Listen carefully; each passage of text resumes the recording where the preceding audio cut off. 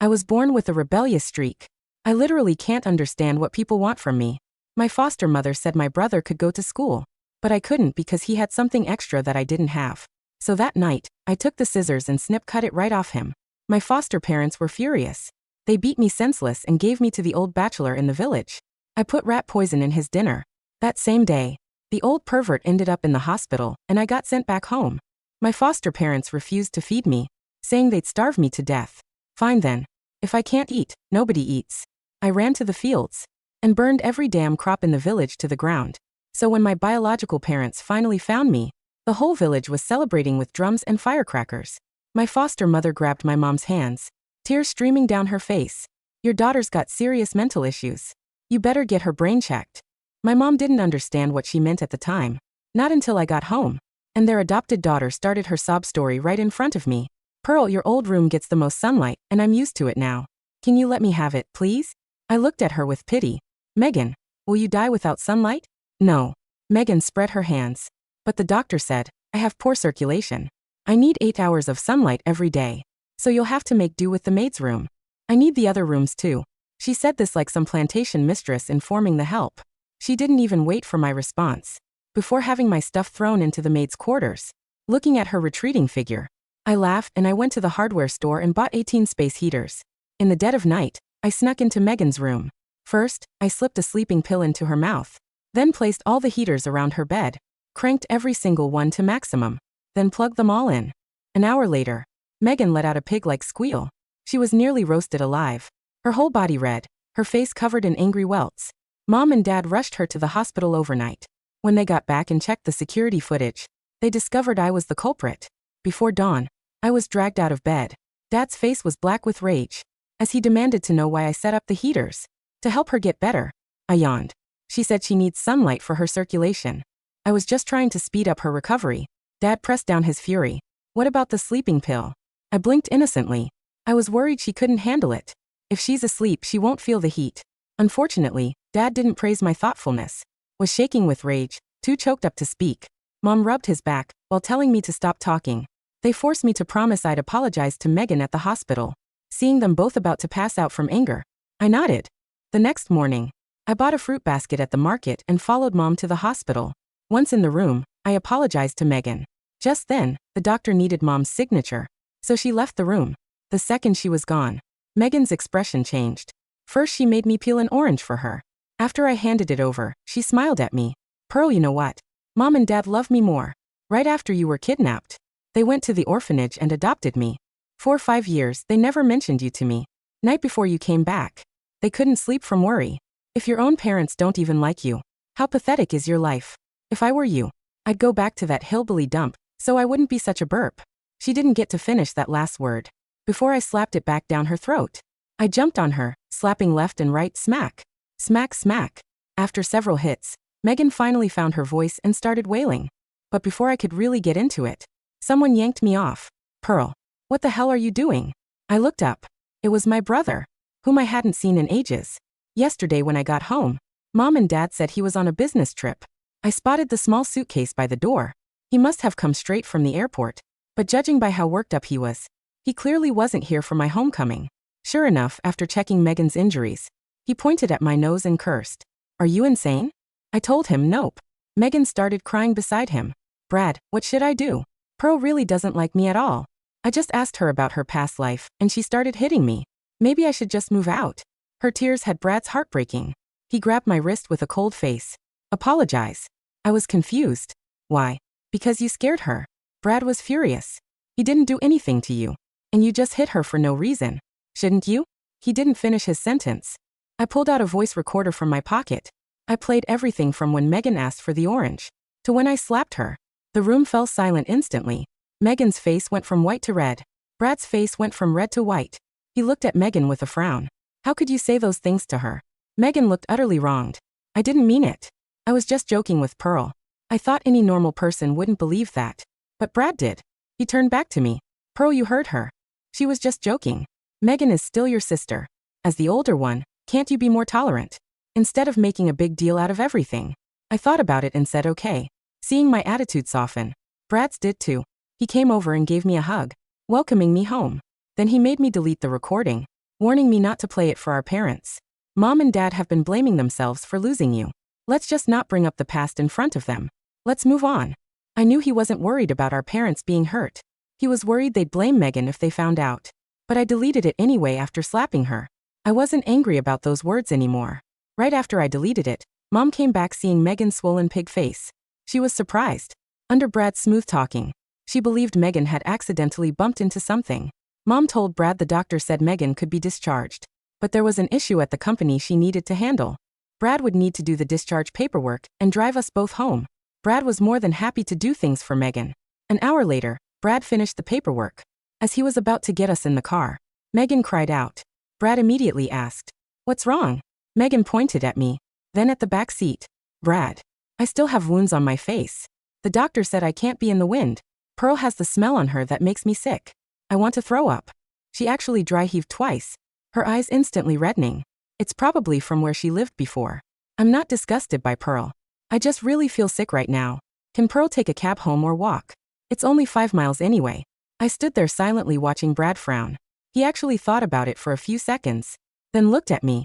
"Pearl, why don't you sure?" I agreed before he could finish. I walked back, "But I want to leave something in your car." Brad looked relieved and opened the door. "What do you want to leave?"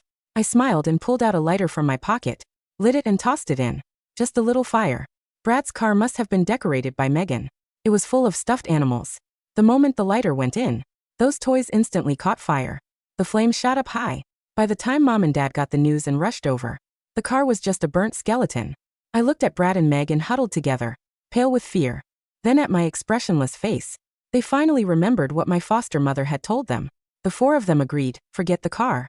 First, get my head examined." Mom and Dad took me to the city's best psychiatric hospital.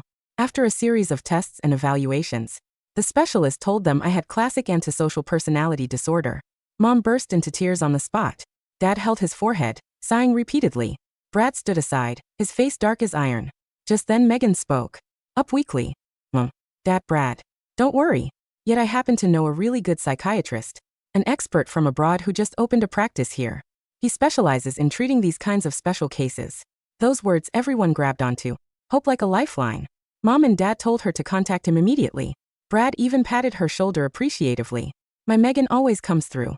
Only I watched her quietly, knowing she wasn't that kind-hearted. A few days later, Megan told our parents she'd contacted the doctor, but the doctor had a peculiar personality. Only one family member could observe each session. Since Megan made the contact, naturally only she would accompany me. Megan didn't take me to any psychology clinic.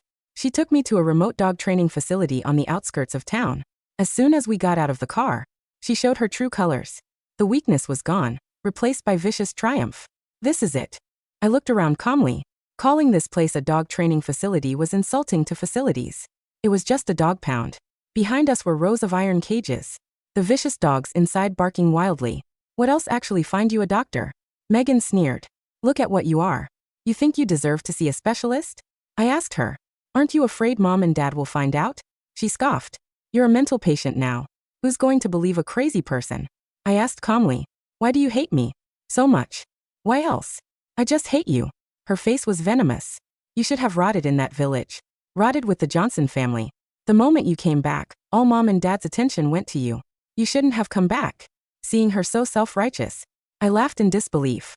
"Why shouldn't I come back? This is my home, Megan. If I hadn't gone missing, do you think Mom and Dad would have given you a second glance?" Megan was enraged. "You're home. Keep dreaming.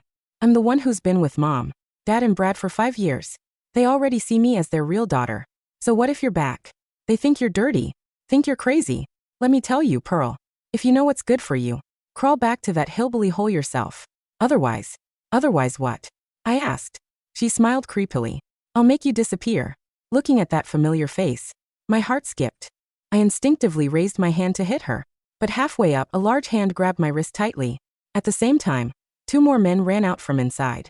I was thrown to the ground, my head pressed into the dirt. Seeing this, Megan laughed triumphantly. "Pearl, you think I just let you hit me here?" She walked over, reached into my jacket pocket, and pulled out the voice recorder. "I knew you'd pull this crap again." Her eyes were vicious. "You were trying to get me to confess. Weren't you too? Bad." She slammed the recorder on the ground and crushed it thoroughly with her heel. She crouched down, lifted my chin with her finger, then slapped down hard. "Pearl, Aren't you antisocial? Don't you like violence? Today I'll give you a proper violent welcome. After several slaps, I tasted blood in my mouth. My breathing became heavy. My whole body excited. Megan, you better kill me today, or you won't live to see tomorrow. She paused, then laughed. Lunatics really are lunatics. If you want a beating so badly, I'll satisfy you. Megan stepped back. This is a mad dog. Make sure you train it well. But after they'd only hit me a few times, I suddenly raised my head and gave Megan an extremely eerie smile. That smile sent a chill down her spine. Megan, my voice wasn't loud, but it reached her clearly. What do you think, Mom, Dad? And Brad would think if they saw you now and heard what you just said? Megan sneered. Stop trying to scare me. Your recorder is destroyed.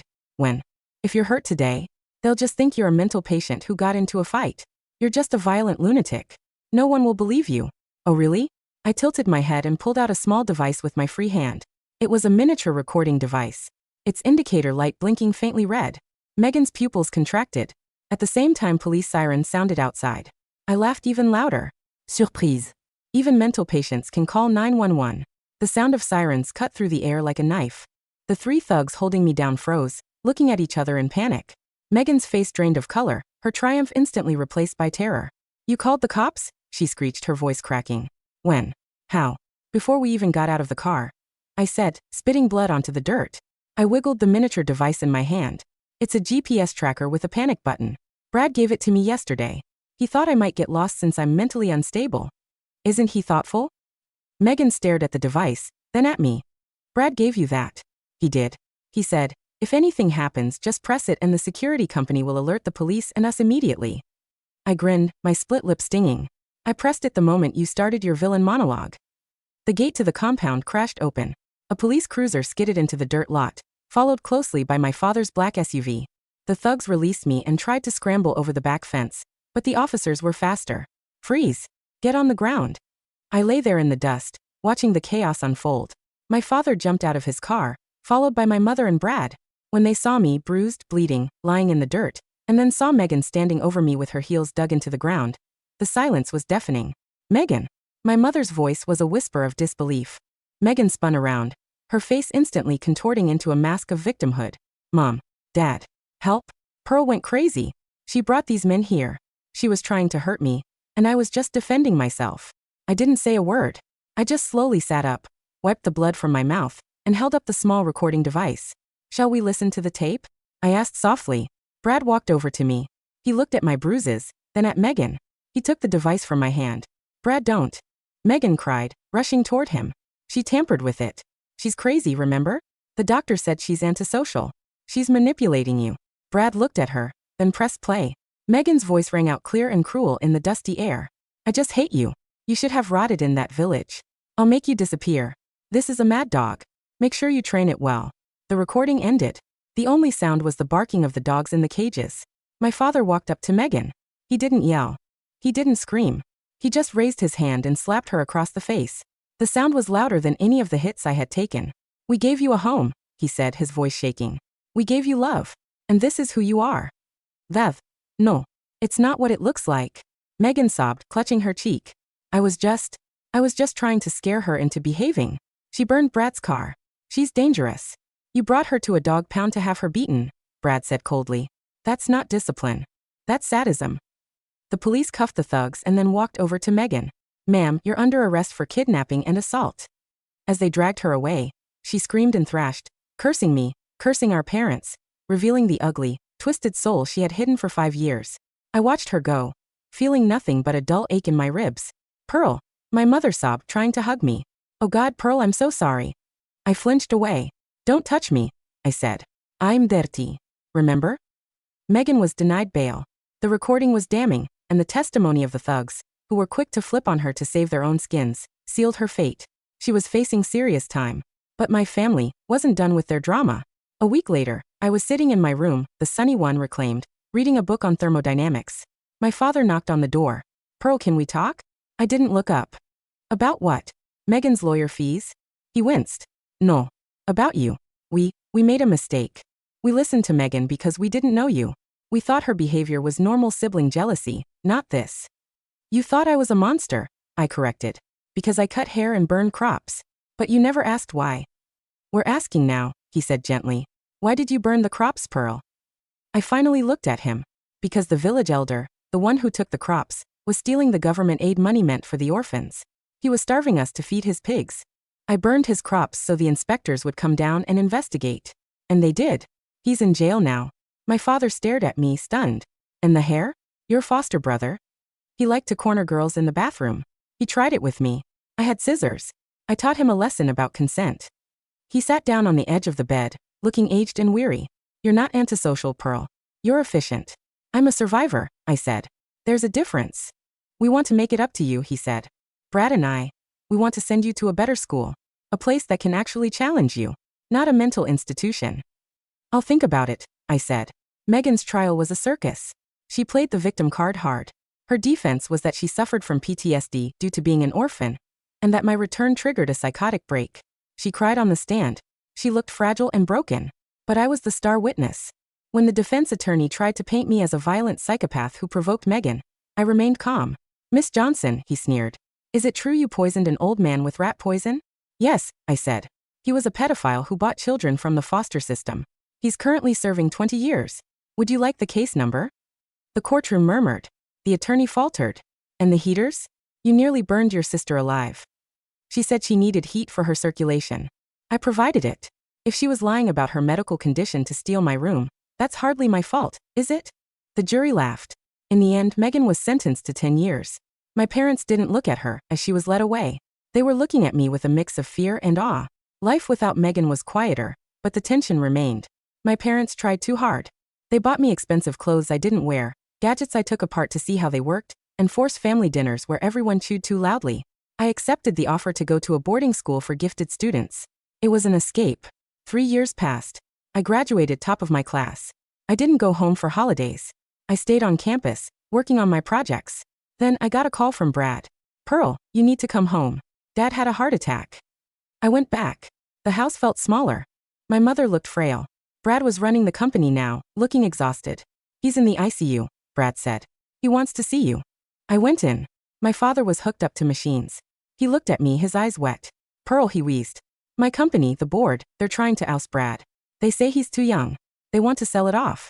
What does that have to do with me? I asked. I left you shares, he whispered. In my will. 20%. Brad has 30%. Together, you hold majority. You have to help him. Please. It's my legacy. I'm not a businesswoman, I said. I'm an engineer. You're a shark, he smiled weakly. You just swim in different waters. Help your brother. He's the only family who actually tried to understand you. It was true. Brad had sent me care packages every month. He had visited me at school, even when I refused to see him. He had tried. Fine, I said. I'll keep the sharks at bay. He died 2 days later. The funeral was lavish. Half the attendees were there to mourn, the other half to circle the carcass of the company. A week later, the emergency board meeting was called. I walked in wearing a hoodie and jeans. The board members, old men in expensive suits, scoffed. This is a boardroom, not a playground, one of them sneered. Where is your guardian? I'm 21, I said, taking a seat at the head of the table next to Brad. And I own 20% of this company. So sit down and shut up. Brad suppressed a smile. We have a motion to remove Brad as CEO, the chairman said. He lacks experience. We have a buyer lined up. A conglomerate from overseas. Let me guess, I said, pulling out a tablet.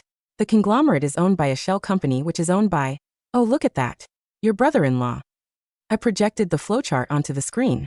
The chairman turned purple. This is slander. It's public record if you know where to dig, I said. I also found some interesting discrepancies in the accounting for the last 3 quarters. You've been skimming off the top to pay for your gambling debts in Macau. The room went silent. Now, I said leaning back. Here's how this is going to work. You're going to resign. All of you who are involved in this scheme. Or I send this file to the SEC and the IRS. Your choice. 5 board members resigned that day. Brad was confirmed as CEO. As we walked out, Brad looked at me. You terrify me sometimes. Good, I said. Fear keeps people honest. 5 years later, I was working in my lab at the company's R&D division. We were developing clean energy solutions. Life was good. Predictable. Then security called. Miss Johnson, there's a woman here to see you. She says she's your sister. Megan was out. I went down to the lobby. She looked different. Harder. Older. The innocent act was gone. What do you want? I asked. A job, she said. No one will hire an ex-con. Mom won't speak to me. Brad blocked my number. And you think I'll help you? I think you're practical, she said. I know people. I know how to manipulate them. You need a PR person. Someone to handle the dirty work, so your hands stay clean. I looked at her. She was desperate, yes. But she was also right. She was a master manipulator. You try anything, I said. And I won't call the police. I'll handle it myself. She shivered. She remembered the heaters. She remembered the dogs. I know, she said. I hired her. I put her in the marketing department, under strict supervision. And she was brilliant. She spun stories, crushed competitors' reputations, and charmed investors. She was a viper, but she was my viper. One evening, Megan came into my office. She looked pale. Pearl, we have a problem. What? Someone is buying up our stock. Hostile takeover. It's not a competitor. It's personal. Who? Our biological parents. I froze. I hadn't thought about them in years. They had abandoned me, then abandoned Megan when she went to jail. They had moved away ashamed. Why? They're broke, Megan said. They want the company. They think since we're their daughters, they can guilt us into handing it over. I laughed. Guilt? Do they know who we are? The next day, my biological parents walked into the office. They looked older, shabbier, but with that same entitled look I remembered. Pearl. Megan. My mother cried, opening her arms. Look at you both. Working together. It's a miracle. Cut the crap, I said. What do you want? We're family, my father said. We heard you're doing well. We just want to be part of it. You want money, Megan said, leaning against the wall. We want our rights, my father shouted. We gave you life. You gave me away, I said. And you gave her up. I pressed a button on my desk. The screen behind me lit up. It showed a live feed of the police waiting in the lobby. I did some digging, I said. Turns out, you didn't just find me that day in the village. You sold me. To the foster family. You took a payment. That's human trafficking. My mother's face went white. That's a lie. I found the ledger, I said. The village elder kept meticulous records of his illegal dealings. Your names are right there. You sold me for $5,000. And when I burned the crops and became a liability, you found me to avoid suspicion. And Megan, my father stammered. You adopted her to replace the income, I said. You were grooming her to be married off to a wealthy partner. That's why you spoiled her. She was an investment. Megan looked at them, her eyes wide. She hadn't known. Get out, I said. The police are waiting downstairs. They have the evidence. They ran. Straight into the arms of the law. Megan stood there, trembling. Is it true? Yes, I said. We were both just products to them. One defective, one premium. Megan laughed, a bitter, broken sound. And now we're just two broken products running the factory. We're not broken, I said, turning back to my computer. We're just custom-made. The company grew. Brad was the face, Megan was the voice, and I was the brain. We weren't a normal family. We didn't do Sunday dinners. We didn't hug. But we understood each other. One night, I was working late. Megan came in with 2 cups of coffee. She set one down on my desk. You know, she said, looking out the window at the city lights. I still hate you sometimes. I know, I said, typing away. I tolerate you. She smiled, a genuine, twisted little smile. Good enough. I took a sip of the coffee. It was perfect. I was born with a rebellious streak. I literally can't understand what people want from me. But I finally figured out what I want for myself. Control. And I have it.